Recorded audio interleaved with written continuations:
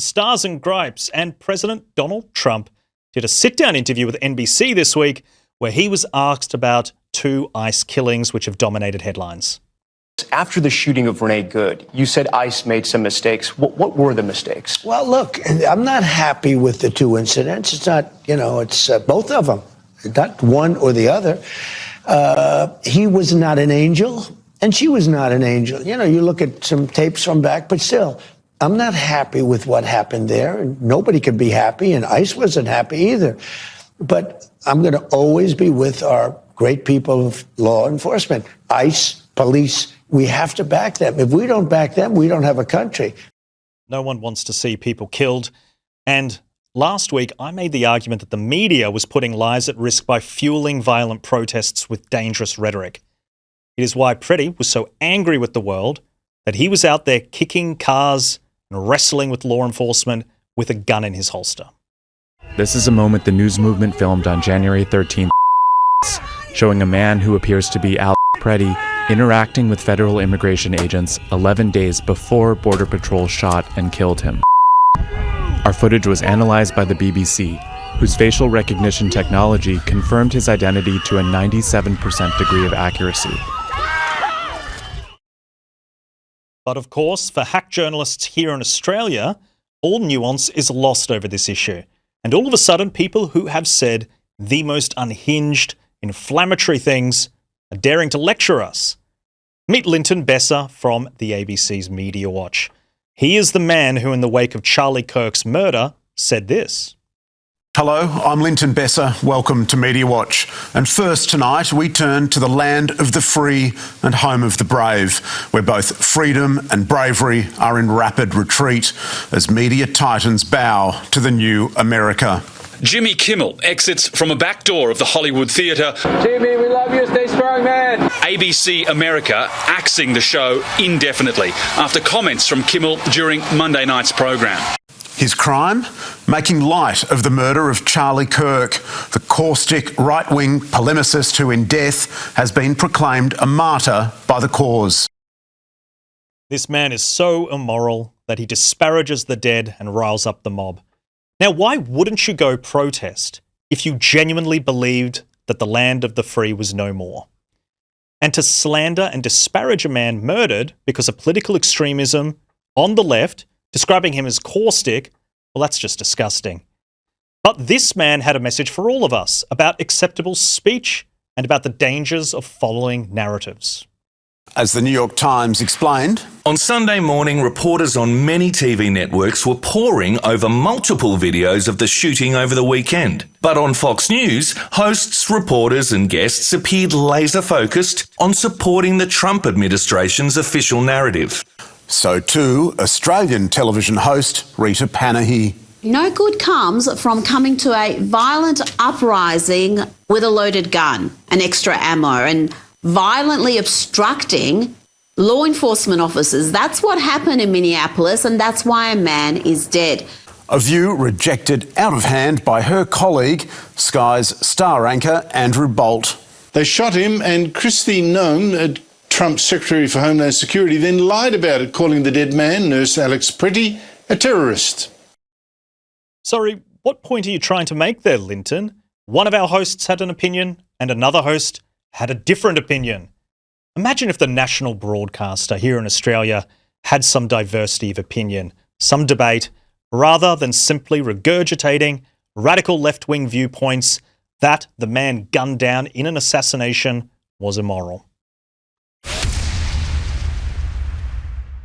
Well, let's bring in author and the founder of Wrong Speak Publishing, Adam B. Coleman. Adam, thanks for joining us. Thank you for having me back on. Now, this story has really polarized the media. It's been really interesting watching the coverage from left-leaning outlets and then more conservative-leaning outlets. And then I think Donald Trump definitely softened his language. How would you rate the media coverage of it so far in America? Well, if I was to hit on the Donald Trump interview, I think he said everything that he needed to say. He's not, when he speaks in public, he's not of great detail. And sometimes you shouldn't be. In this situation, he's not going to sound boastful and happy that two people died. And honestly, no one should be happy that 2 people died in these particular situations. However, it doesn't take away from their portion of why they ended up being dead. So, 2 things can be true at the same time. No one wants any sort of American citizen to die by the hands of law enforcement. But at the same time, if you do things to provoke law enforcement and threaten their lives, they're going to respond in a particular way, and no one should be shocked by this. As far as the media goes, they've been doing everything I presumed that they were going to do. They're going to turn these people into martyrs. They're going to turn these people as to, this guy Alex was just an innocent guy who's just walking down the street and helping a lady who's just getting assaulted by some police officers who's gone rogue. And that Renee Good, she was just driving down the street and she was just heading to church. And all of a sudden she was shot by a cop. They just completely softened their portion of the encounter. Yeah, and I think it's why a lot of people watch the coverage and they lose touch with more traditional broadcasting networks, more traditional print networks, because it's so obvious, particularly in the first killing, that she drove at the cop, and ignoring that is just ignoring reality. But look, moving on, because now this week a CNN journalist has come forward to compare America to Russia.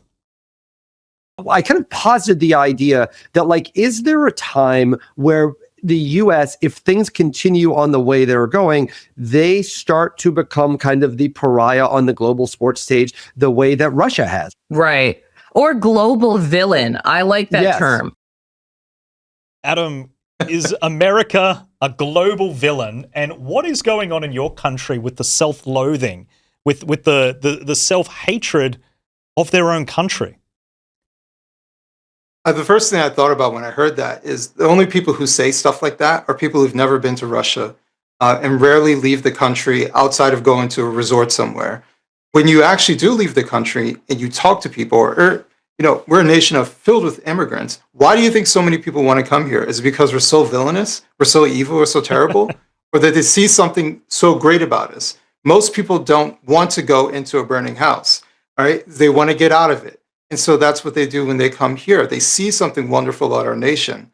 But these people, honestly, I think they're just flagellating. Oh, we could be doing so much better. Oh, must be just like Russia.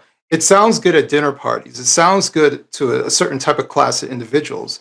And that's exactly what you hear from our media. These are the dinner party elites who get these cushy jobs to complain about a country where they have very little problems, very little real world issues, and they get to live comfortably. It's a weird scenario that goes on. Yeah, I agree with everything you've said. And there's an element of danger to it as well, because Russia, the stuff that Russia is doing is so egregious, what it's been doing in Ukraine, and to normalize and contrast that with America's conduct, I have no idea what these journalists thought was comparable to the invasion of Ukraine that America has done. I can't even understand why they would go down that path of thought. But there is a danger there, because I think it normalizes it. I think there's a problem with young Americans seeing stuff like that, and then all of a sudden, America and Russia, well, they're on the same level in terms of their global standing.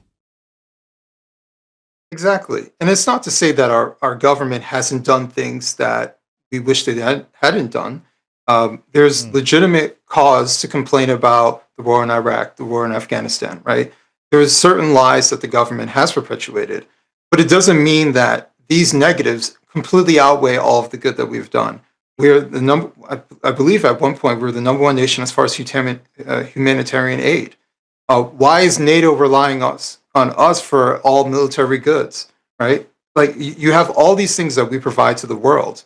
And for them to just poo-poo on our government, our country in general, and try to equate us to Russia, basically an oil state that's engaging in illegal war, I don't know how they come up with that conclusion other than just to sound impressive in front of their friends. Well said. Well, if they don't want your aid, maybe you can take it back. But anyway, moving on, former CNN presenter turned into an anti-ICE activist, Don Lemon. Well, he was arrested for storming a place of worship, and the late night shows sought to turn him into a star. They want to embarrass you. They want to intimidate you. They want to instill fear. And so that's why they did it that way. A mugshot, fingerprints, the whole 9 yards. Adam, I love the way that there's this kind of resell on Don Lemon, and there's this avoidance of the fact that there were people at church just trying to worship. And did he go there as a journalist, or was he there knowing what everyone was doing with a riled up mob? What's your take on this story? Well, my take on Don Lemon, ever since he left CNN, he's turned into what I call a struggle streamer. He's doing pranks. He's trying to get involved into anything that he possibly can to get attention, man on the street interviews. For all intents and purposes, this man's addicted to attention. So it does not surprise me that he would end up in a conundrum where he's next to some leftists who want to storm a church as if this is a good idea. And he wants to pretend that he's playing journalist while he's abruptly interrupting a service, forcing an interview. He acts like he's conducting an interview. And last time I checked, when you conduct interviews, you get the permission of that person, and it's not under some sort of duress. He does not care about that. And matter of fact, throughout the entire time, he rationalized it. He was driving with them. He was okay with what was about to happen. So there were a lot of questions about his conduct as a supposed journalist. Well said, Adam. Thank you so much for joining us. I appreciate your insights as always.